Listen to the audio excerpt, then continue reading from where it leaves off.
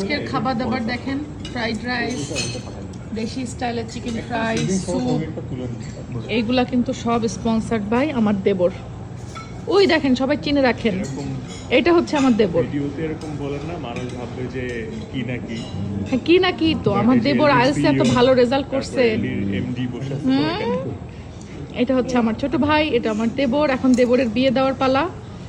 দেবর, আপনি কি বিয়ে করবেন? মেয়ে কি খুঁজবো? অ্যানাউন্স কি করে দিব? অন ক্যামেরায় আলোচনা করা যাবে না। ও লজ্জা পাইতেছে আমার দেবরটা।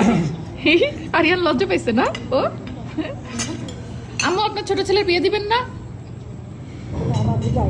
আবার জিগায়, আম্মু বলছে আবার জিগায়, ভাবি আপনার দেবরের বিয়ে দিবেন না? হ্যাঁ।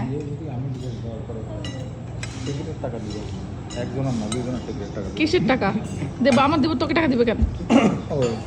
না, আমি বিয়ে খাইতে আসবো। ও মানে খাওয়ার মিস করবে এই জন্য?